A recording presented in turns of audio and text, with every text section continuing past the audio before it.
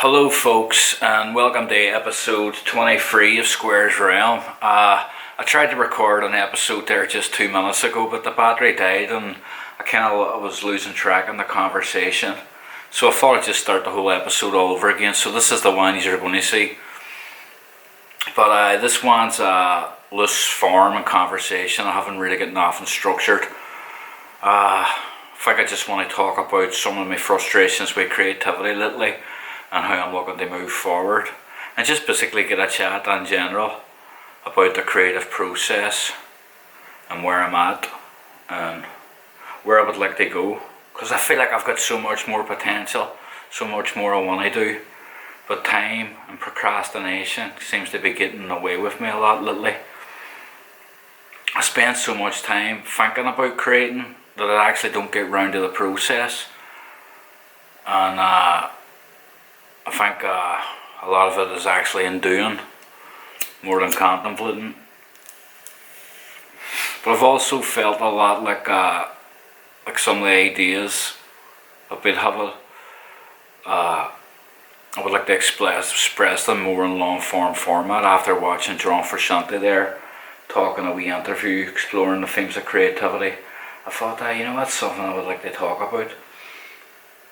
Tonight I was talking to somebody about the process, and I was just thinking that much about what I need to do, what I have to do, how I'm trying to tie up the YouTube videos, the parodies and the songs and the dubs. I've got a few wee special ideas planned to top them off, but then I really want to move on to a whole different format of work, a whole different format of expression, because I've got into like sort of formulaic habits that stifles my process and ability to grow as an artist. I want to talk about wider themes, stronger subjects.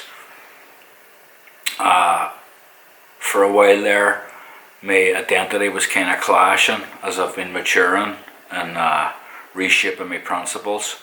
And as my principles were changing, I kind of felt like I was going crazy, because I'd done a lot of acid, a lot of LSD, and it kind of reprogrammed my brain where I was falling in love with things I normally would have hated and hitting things I normally would have loved and all, and me resyncing of reality kind of started realigning with Christianity and stuff. And at the start I was thinking I was going mad,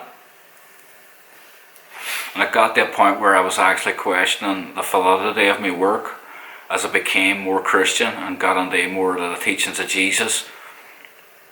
You could say I'm an acid casualty too. He's lost a fucking plot, he's took too much acid, but it wasn't like that. I think LSD operates as a spiritual drug, and if you take it, it can open you up to spiritual things that you probably wouldn't have been preoccupied or interested in with your objective mindset beforehand. So I don't actually think they change you, they just can open you up your heart a bit to the spiritual. So I started exploring Christianity, and then I was looking at the moral integrity of my work. And I was kind of thinking, am I doing a morally right thing by talking about sex culture and like talking about mental illness, and as it kind of going into the realms of subversion where it's more glamorizing and stuff like that. But then I was thinking about how Jesus is always about the lepers and the poor and the needy and the addicts and the suffering and the prostitutes and all the kind of reflections that are in my work. So I think ultimately, even from when I was a kid, from my granny teaching me things about Christianity, I think ultimately I always had a kind of Christian mindset and sense of justice in the world, even though I had turned atheist for loads of years. So basically what I'm trying to say is, as much as I was changing into Jesus and think it was about being the ultimate good, I think there is still good moral standing in my work, even from a Christian standpoint. As I said, it's kind of shining a light on the lepers and showing love for the addicts. So as I have matured and realigned and grew spiritually and got into God and lost my atheism, I'm comfortable enough now where I can still explore some of these similar themes, but I think more in a more thoughtful, ritual way.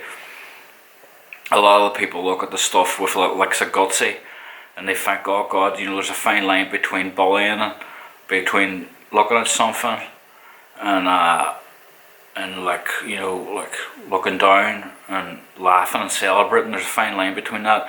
But what I think what the thing with Sean Michael Basque and famous artists of the past is they always brought a light those marginalised people in society. And we got saying the likes of that image I did of him with the Che Guevara, that's more representing the hedonism and republicanism that I always talk about, and it's kind of representing a local person. So it's like, is hedonism better than republicanism, and is he like the epitome of that? So it's not really coming from a mocking sort of standpoint, it's more as is, as we see the word now. And I'm a reflection of that myself. I talk a lot about mental illness and dementia and schizophrenia, but I can laugh at myself too, and hopefully while I'm laughing at myself, there's thought provoked that can stimulate something deeper. I would like to think my work on surface seems shallow, but if you think a little deeper, there's more to it. I do have intellectually broke down my work. It's basically about the transition of how hedonism became paramount over the principles of republicanism and all the things we fought nearly 800 years of, and oppression. And I played with themes of schizophrenia and that by imagining that the sesh might have been a psyop used to steer the peace process. And although I'm playfully doing them things, I'm still speaking about the paranoid elements of schizophrenia and stuff like that. So as I said, I think a lot of people can think my work is niche, but it's actually talking about wider elements like mental illness, marginalised people in society, communism, hedonism, republicanism, nationalism, globalism, as I use in the pop culture tropes. I always like to think that when I'm putting those areas of dairy themes clashed alongside those pop culture elements, like from movie posters or whatever, I think there's a language in the middle there. As David Bowie said, it's that language in the middle that'll speak with the creativity about, and the language in the middle with my stuff is is there like this like idealized look at the pop culture themes, and then our own lives are kind of depraved in some way. And I think it speaks about how Northern Ireland themselves are tied off from the riches of capitalism in England. I mean, you always see those stories of like Northern Ireland excluded. And I think it's talking about a kind of globalist life that we haven't really been partaking in because of Stormont and stuff. And I think it talks about a clash and a barrier and a distance between us and the culture at large, the culture that the whole world's enjoying and can relate to. We still feel a wee bit lost behind. And I think the work also talks about nationalism, and as I said before, that like pop iconography and our relationship to that and the word. It's kind of like speaking of that fine line between the middle, the troubles and hedonism, and where is that going? These are age-old topics. Like, a lot of people turn to pleasure for meaning, and I think that's what sex culture is. They could get no political meaning, no substantial financial meaning, economic meaning, so they came to the cheap hedonistic pursuit of drugs. And the argument also comes that it brought union in Northern Ireland. It was a reflection of the culture and where it needed to go, not so much a problem. And these are all grey areas. I think that's why my work is still valid today. I mean, people think the troubles is over, but it's still being breathed and felt, and the after effects, as Gabor Mate talked about, and I talked about in earlier documentaries, Implicit Memories, how age-old wounds can be passed down generation to generation, and we can still be masking those wounds from generations ago. I think that's a lot of what the drug culture is. It's a plaster, like a detox centre. It's not going to solve the problem, but it's only going to soothe the outcome of the problem at hand, you know what I mean? But I guess that's what I'm trying to say, is that my work might seem niche. It certainly appeals and feels like it's very special and our own, but anybody worth their intellectual worth of salt can dig a bit deeper into the subjects at hand and get something more from it, you know. I think somebody from other countries can definitely appreciate my work. I've got this wee Italian guy, he loves it. He loves my stuff. I was so surprised, you know, he was Italian. Hey, I thought he was just this cool dairy guy, jet setting around the world or something. But he sent me a message one day and he had the fucking wee Italian accent and all. I thought, fuck, that's good there, wee Italian guy loving the stuff. So the work does get out there and does have meaning to people. People caught in our communities that are caught up in drug addiction and nationalist issues where it's clashing with the globalist world. So I think there's a bit of that. But I just defend my work there. But I guess I do believe in it, and I think a lot of times people are missing it or misjudging it. A guy I know is very Republican, staunch kind of, no backwards kind of Republican, not like open-minded to a better Ireland. But there's this guy I know, he said to me, oh, your work is very repetitive. But it's like somebody said to Keith Haring, oh, your work's very fast-paced. And he said it was a fast-paced word. And that's what my work is, repetitive. It's the monotony of it. Dairy, every day is the same. So every joke's the same in my work, but every pop culture reference will be different, you know what I mean?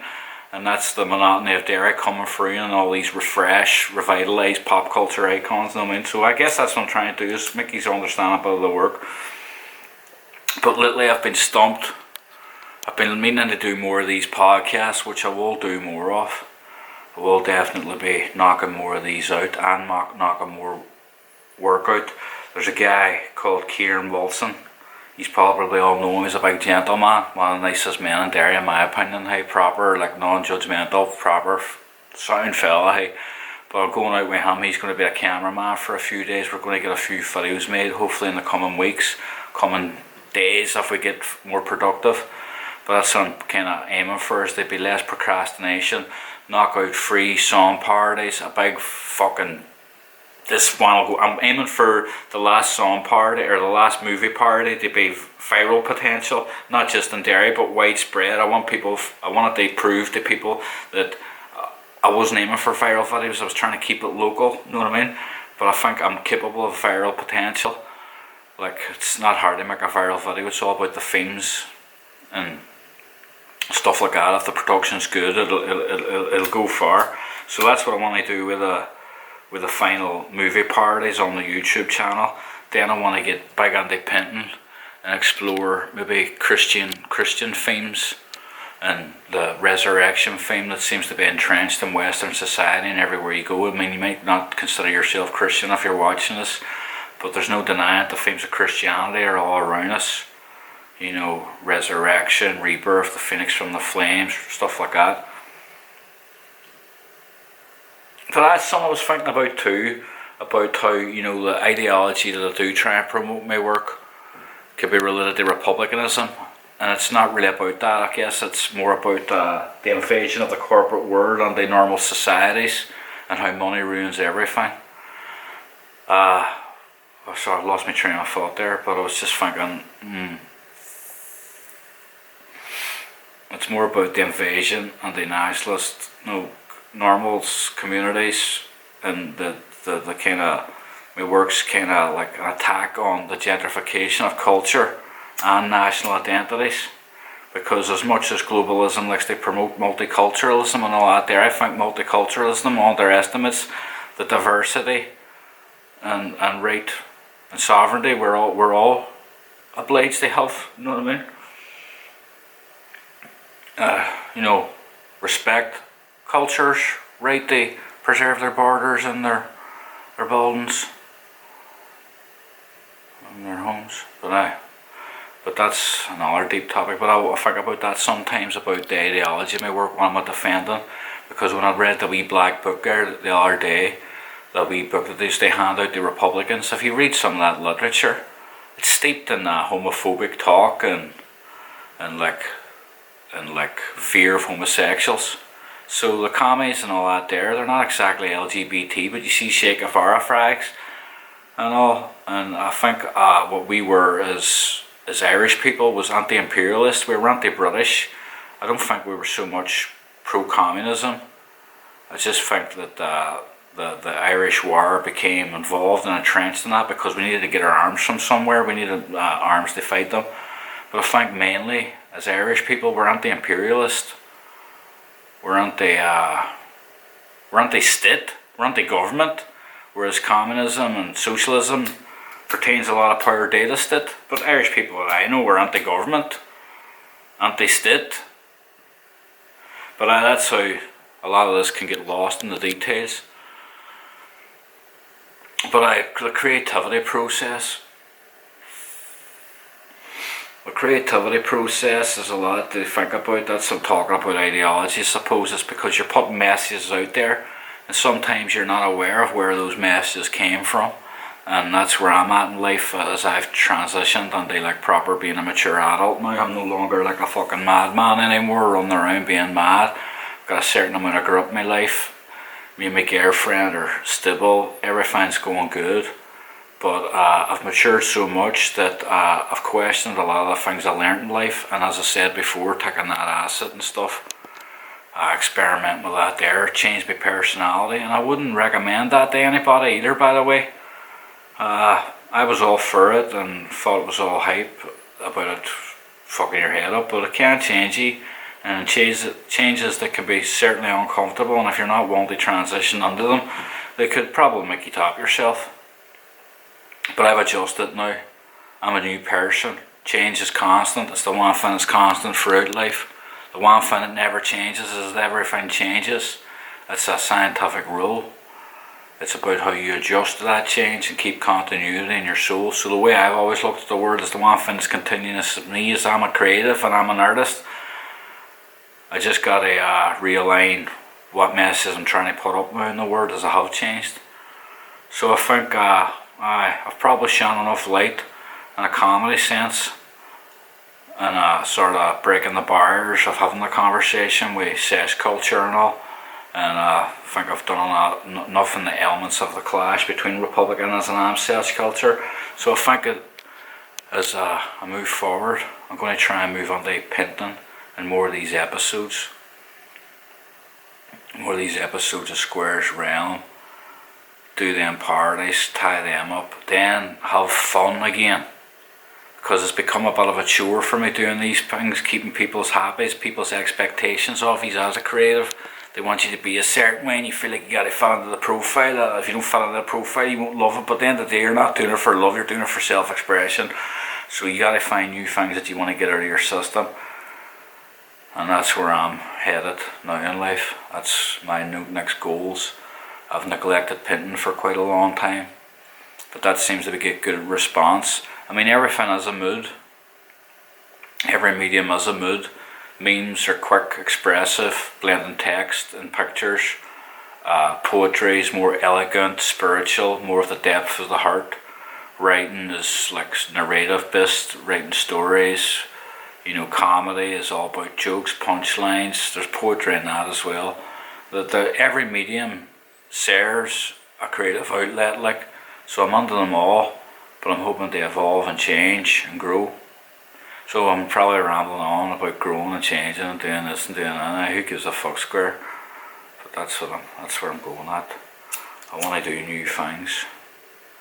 I see people like we cottage industries in Derry.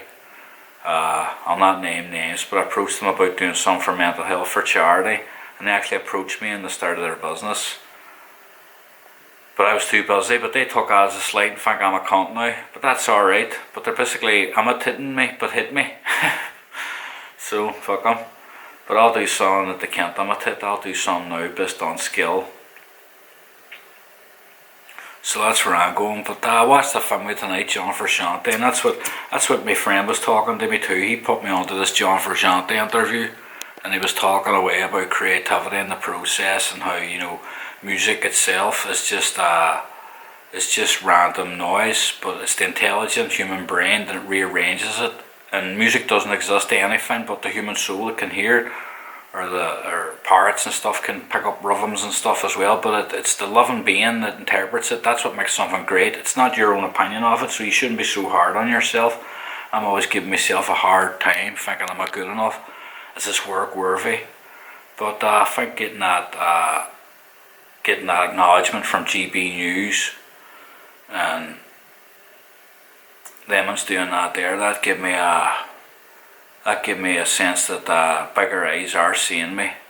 I mean, I could have been on there with Eamon Holmes getting loads of followers, but the loads of followers wouldn't have really been people that I brought to my work. The one thing I like to think about my work is anybody's found me, it's sort of kind of special to them. But I don't necessarily want thousands of randomers coming and look at my stuff. I want people that's found it and it's made something to them. I just don't want a whole audience of randomers that don't really care about your work. It's not about popularity really. It's about having a golden and effective change on just a few people rather than having mediocre change on fucking thousands. But Jesus, folks, that's where I'm at in life. I've really found Jesus. I'm no longer a hardcore atheist, and I think even when I was a hardcore atheist, I was running away from the Holy Spirit and my own fallibility as a human being. But hey, I tell you can feel him. My ma died there. And I'll not go too much into that my ma dying because it's kind of personal, but I feel her all the time, the wee signs coming through with Jesus. And people kind of reduce that and they think I'm coping. It's a cope. Oh, he's coping. Oh, poor critter. He's seeing signs everywhere. No. If you have a heart, you could feel it. If you don't have a heart, you'll never understand. But I felt it in my heart. It's heart-centered awareness, as my friend Porky O'Neill talks about. Heart-centered awareness is the highest intelligence. Your mind follows your heart doesn't follow your mind.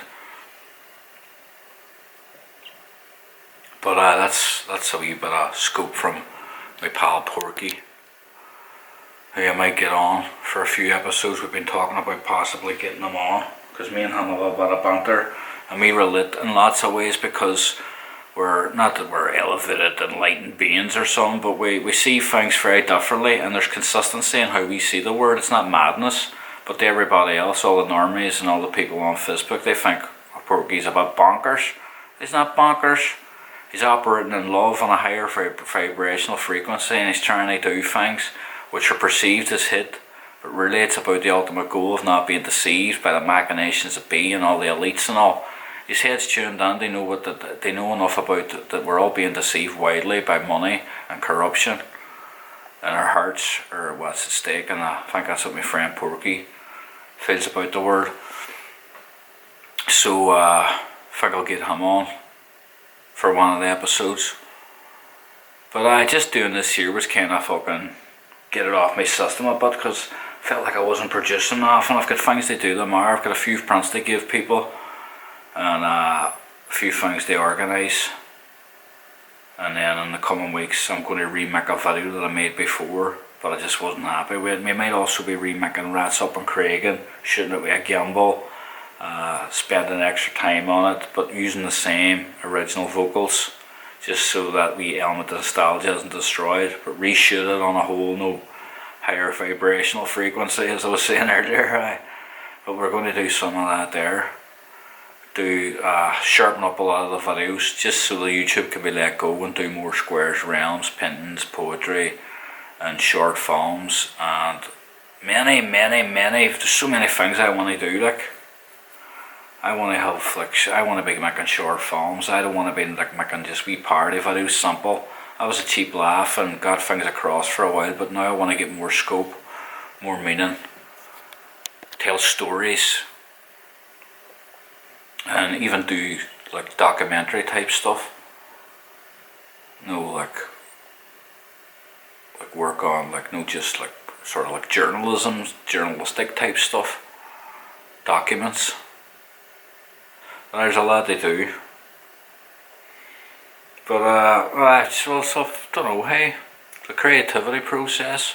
I think just getting this off my chest after feeling like I wasn't producing enough, and even getting this out and communicating with a word for 25 minutes about where I want to go, it feels like I've got my compulsions and my urges sorted out. So I'll get creating this week, redo some vocals, and poetry as well. So I think that's basically it, folks. I think in another episode I'll do another one of these. I'll talk about the process the actual process, creative process. I was talking to a friend tonight, I think I touched on it earlier, but I didn't really go into it. But he was talking to me about people take credit for their creativity, or not giving credit the imagination of the human soul.